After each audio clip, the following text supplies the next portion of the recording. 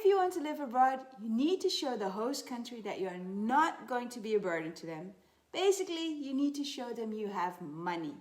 That's what it is all about.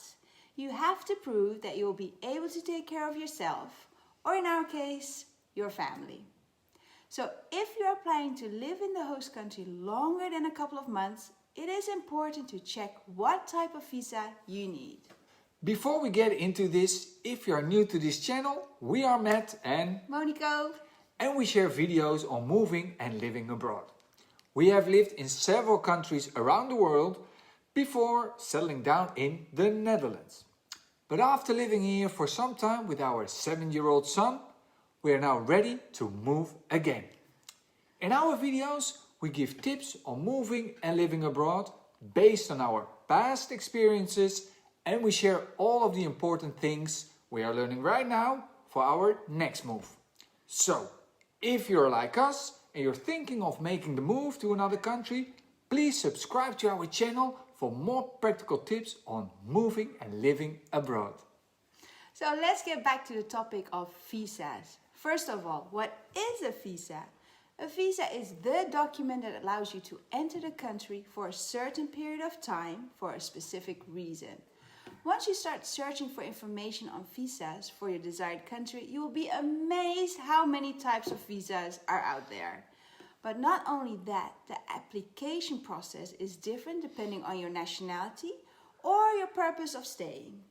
Are you there for work, for love, for retirement, or do you want to invest? Getting a visa isn't always that straightforward, and it's a pretty tricky topic.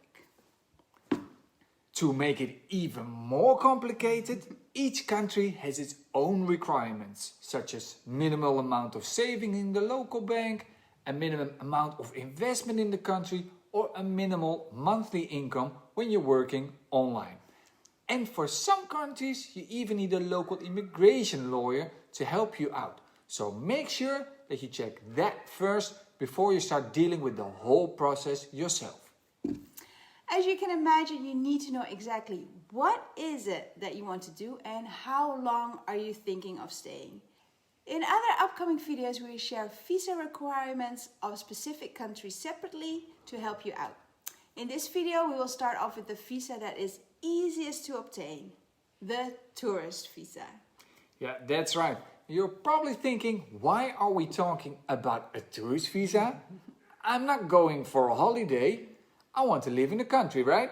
So a tourist visa is not relevant for me. But you might want to watch this video anyway, because this visa can be a good starting point for your dream of living abroad. Or if you are thinking about living abroad for a year anyway, then the tourist visa is a very likely option for you. You probably already know what a tourist visa is if you have been on a holiday abroad before. For some countries, you can get a visa upon arrival at the immigration desk. For others, you need to apply for a visa at the embassy before leaving for the country. A tourist visa is the easiest to get but has the most limitation. It is usually only valid for 30, 60 or 90 days, but in most cases, it is extendable. If you want a tourist visa which can be extendable in the host country, then double check if you need to arrange this at the embassy before you leave, or if you can do it at the immigration office in the country itself. When you enter the country on a tourist visa, it's most likely that the immigration officer is going to ask you to show a return ticket.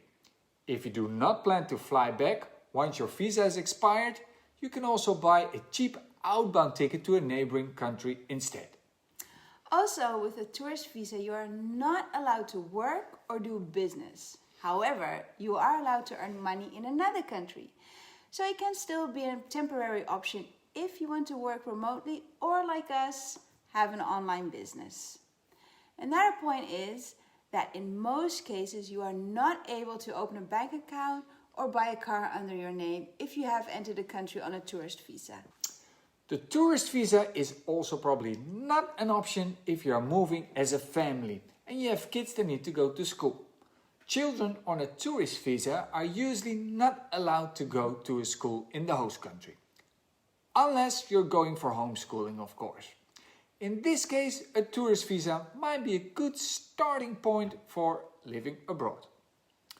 We have lived in many countries on a tourist visa before, but now we are planning to move with our 7-year-old son, who we have to send to school, of course. So a tourist visa isn't a possibility for us anymore. So why can a tourist visa still be an option if you're planning on living and not going on a long holiday in your new country? Often than not, people go on a tourist visa, extend it as much as possible, and in the meantime start a business or find a job, making them eligible to apply for another type of visa in the end. If this is the case, then sometimes you can change the type of visa in your host country, but there are other countries where you have to leave first and re-enter on another visa. Also, you need to be aware, if you do eventually plan to exchange your tourist visa for another visa, then make sure you have all the documents you need. These can be a birth certificate, or a certificate of police clearance, or any other documents related to the purpose of application, such as proof of investment, retirement papers, contracts, you name it. Often these documents need to be translated and legalized as well. So, while the tourist visa is easy to obtain, you still might need to prepare things thoroughly before actually leaving your new country. In the past, we also entered Indonesia on a tourist visa and we were able to extend it several times, enabling us to stay there for a whole year. We did this by going on the so-called visa runs. For the visa run, we had to leave the country, apply for a new visa at the Indonesian embassy in another country so we could stay in Indonesia again for a couple of months. But on other times, we went to the immigration office in Jakarta, that's the capital of Indonesia, to extend the visa, because we also entered the country a couple of times on a social visa, which is kind of a tourist visa but requires a sponsorship, in this case a friend of your family, right? With the social visa we could avoid doing the pretty expensive visa runs. When I was living in Panama, I also remember crossing the border to Costa Rica, only to return to Panama the next week so I could get a new visa to extend my stay. I know foreigners in Thailand do this often as well. So like I said, it is very common. But to save money, try to avoid going on these visa runs. Make sure you double check if the specific country offers tourist visas that you can extend in the country itself. Understandably, you might feel limited on a tourist visa. And like Monica just said, these visa runs can be expensive, especially if you need to do it frequently. So, if you want to avoid getting a tourist visa, then you will most likely need to look at the temporary residence visa, such as a work visa, student visa, retirement visa, freelancer visa, or the digital nomad visa. The temporary residence visa can often be renewed into a permanent resident visa after living in this specific country for a longer period of time. This can be after 5 years or even after 2 years. 2 years, yeah? Depending on the country. Of course, we all aim to go for the temporary residence visa or permanent residence visa. We have already done some research on this topic and will share the information we have found so far in our next video.